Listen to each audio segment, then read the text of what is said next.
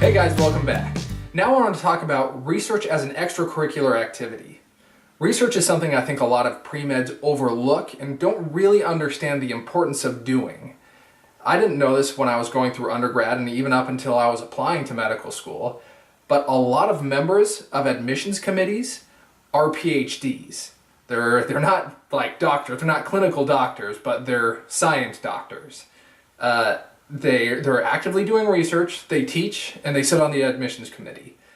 So it's really important to do research because that's something they're actively doing every day. In one of the interviews at the school that I go to now, it was, the whole conversation was about his research and my research.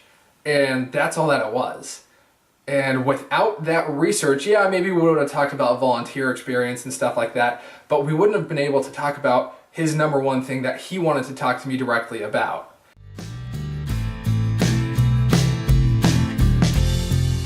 To get my research, I was talking to a friend who I knew worked at a cancer institute associated with my undergraduate university, and I asked her if she knew any doctors that were accepting pre-med students as volunteers to help out with the research. She said she knew of one, and so she gave me his contact info. I looked him up, I emailed him, and I said, hey, would you be interested in allowing me to help out with some of your research? And he emailed back and he said, yeah, but first I'd like to meet with you. So I dressed up, and before the meeting with him, I Googled him to find out as much as I could about him. And I ended up reading some of his research papers. I didn't really understand at the time what it was about, but I got the general feel for what he did. And so when we were meeting, I was able to talk with him about his research. I was sitting in his waiting room, and he calls me back, and I'm wearing a shirt and tie, and he calls me back, he's wearing khakis and a polo. But I was really glad I was overdressed instead of underdressed. So after talking with him, he said that he would love to have me join his research team, and he set me up with a couple medical students, gave me their contact info, and from there I started working with him, and the rest is history. I mean, that was how I started and completed my research.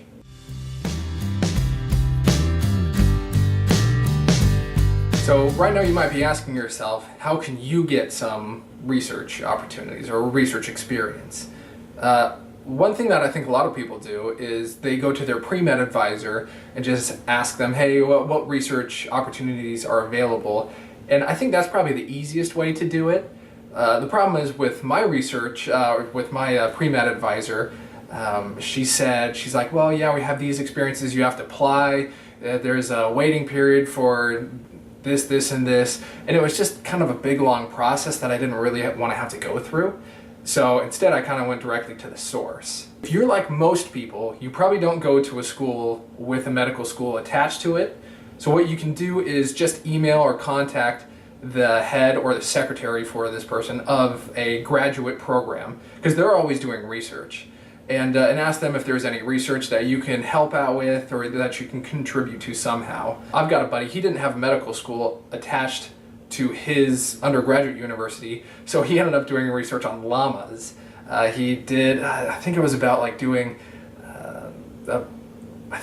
doing research on the contents of their stomach or something like that. I mean, kind of weird, but it doesn't really matter. Like, he ended up getting published, and that's great. If you're really ambitious, you can try this.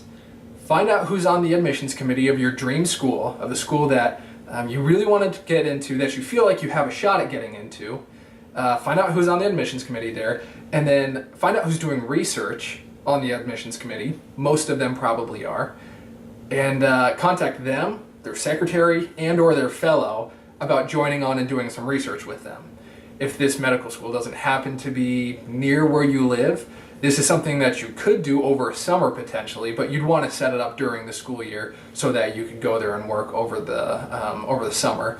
I know a few of my classmates did this and it worked out really well for them. And finally, I wanted to talk about two important things. First, your research does not have to be clinical. And then second, you don't have to get published. So first, yeah, your research doesn't have to be clinical. Like I've talked about earlier about someone doing, my friend doing research on insects or llamas. As long as you're using the scientific method and doing meaningful research, it doesn't really matter. What the medical school is looking for is that you are able to do research and that you will do research when you get to their school. Because the more research papers and prominent articles published by the school, the better it looks.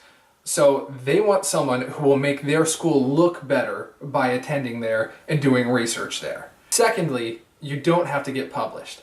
Despite what you may read on certain pre-medical internet forums, getting published isn't everything. It won't make or break your application by any means. I mean, I wasn't published and I got in my first time applying. So take that for what it's worth. But also a lot of my classmates didn't get published either. Some did, so it does help your application. That's great, but it's not going to kill your application if you're not published. So thanks for watching. Let me know what you think in the comments below and stay tuned for the next video on extracurriculars.